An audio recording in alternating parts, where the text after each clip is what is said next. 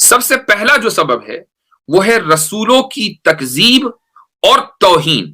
رسولوں کی تکذیب اور توہین, اور یہ دونوں چیزیں بہت اہم ہیں, آج کے کانٹیکس میں بہت اہم ہے. قرآن کریم کا اگر آپ نے مطالعہ کیا ہے اور آپ نے سیرت پڑھی ہے, آپ نے انبیاء کے واقعات سنے ہیں, تو آپ کو یہ ساری چیزیں معلوم ہوں گی کہ حضرت نوح علیہ السلام کے زمانے میں طوفان آیا کہ ان کی قوم غرق ہو کر رہ گئی, چند لوگ بچے.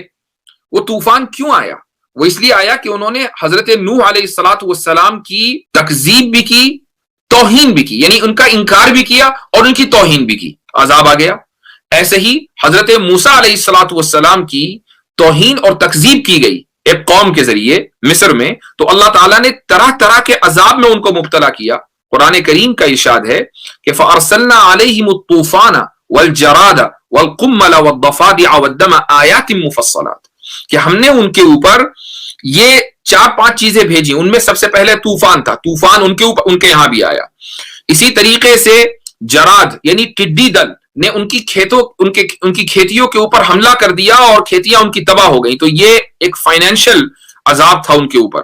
اسی طریقے سے قمل کہتے ہیں جو کو, وائرس بھی قمل کے تحت آتا ہے. اسی طریقے سے والضفادع, مینڈگوں کے ذریعے اور خون کے ذریعے ہم نے ان کو عذاب دیا. کیوں دیا؟ حضرت موسیٰ علیہ السلام کے پیغام کا نہ صرف یہ کہ انہوں نے انکار کیا, بلکہ حضرت موسیٰ علیہ السلام کی توہین بھی کی.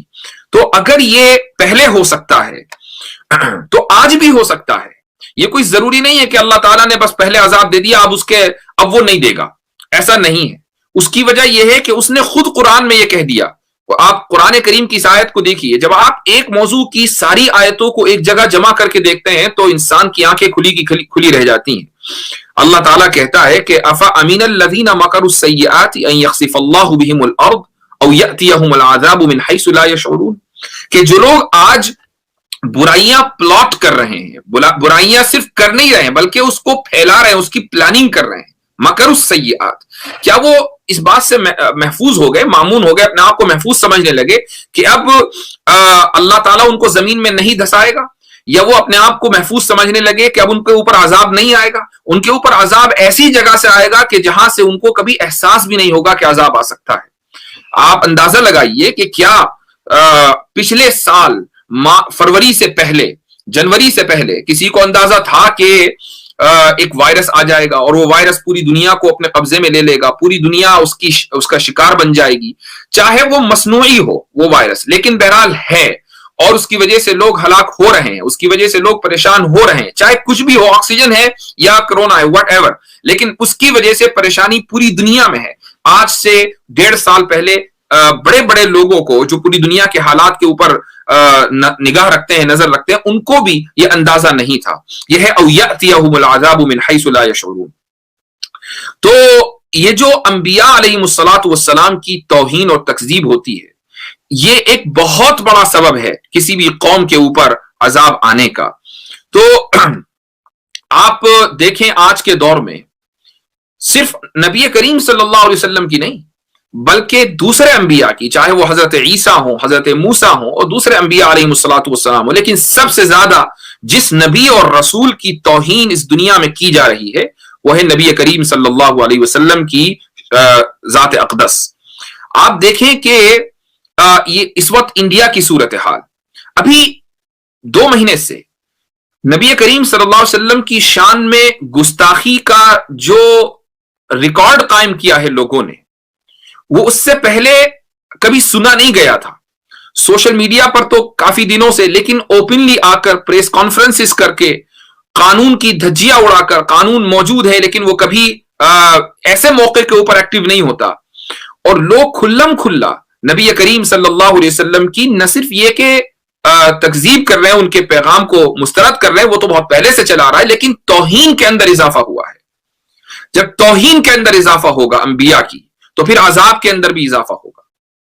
اب کوئی یہ کہہ سکتا ہے کہ نہیں, بہت سارے لوگ تو مغربی ممالک میں بھی توہین کرتے چلے آئے ہیں, ان کو تو عذاب نہیں ہوا. تو اس کا جواب یہ ہے کہ یہ ماننا کہ ان کو عذاب نہیں ہوا یہ بھی غلط ہے. آپ اگر کرونا کو عذاب خداوندی مانتے ہیں, اور میں مانتا ہوں, میں سمجھتا ہوں, اس لیے کہ میں نے پہلے ہی کہا کہ عذاب کے لیے آسمان سے نازل ہونا ضروری نہیں ہے، بلکہ انسانوں کی بنائی ہوئی اور پروڈیوس کی ہوئی بیماریاں بھی خدا کی طرف سے عذاب ہو سکتی ہے، میں شروع میں کہہ چکا ہوں۔ تو اس عذاب کا شکار اٹلی بھی ہوا ہے، اس عذاب کا شکار فرانس بھی ہوا ہے، اس عذاب کا شکار امریکہ بھی ہوا ہے، بڑے بڑے طاقتور ممالک ہوئے ہیں، اور بہت سے لوگ کہ جو اس بیماری کو یعنی انبیاء علیہ السلام کی شان میں گستاخی کو پھیلانے کے مرتکب ہیں۔ یہ ضروری نہیں ہے کہ وہ مریں، یہ ضروری نہیں ہے کہ ان کو ابھی عذاب ہو۔ میں پہلے ہی بتا چکا کہ عذاب کے 3 طریقے ہیں، بعض مرتبہ نقد ہوتا ہے، بعض مرتبہ تھوڑا تاخیر سے ہوتا ہے، اور بعض مرتبہ اللہ تعالیٰ کی تدبیر سے ہوتا ہے، یعنی اچانک ہوتا ہے لیکن کچھ دیر کے بعد۔ تو اگر آج عذاب نہیں ہے کسی قوم کو یا کسی علاقے میں، تو یہ ضروری نہیں ہے کہ وہ کل بھی نہیں ہوگا۔ وہ عذاب آج نہیں ہے تو کل ضرور ہوگا، لیکن ایسے لوگ اگر توبہ نہیں کریں گے تو عذاب کے بغیر آگے جا نہیں سکتے۔ یہ لکھ لیجئے، یہ اللہ تعالیٰ کی سنت ہے۔ وَلَن تَجِدَ لِسُنَّتِ اللَّهِ تَبْدِيلًا، اللہ تعالیٰ کے اس طریقے میں کبھی تبدیلی نہیں ہوگی۔ اب میں آخر میں 2 چیزیں ضرور کہوں گا، اور وہ یہ کہ ایک چیز کا تعلق غیر مسلموں سے ہے کہ نبی کریم صلی اللہ علیہ وسلم کی توہین سے جتنی جلدی ہو وہ توبہ کریں اور بچیں، چونکہ نبی کریم صلی اللہ علیہ وسلم کی توہین سے ان کو کچھ حاصل ہونے والا نہیں ہے، بلکہ وہ پریشانیوں کے اندر مبتلا ہوں گے۔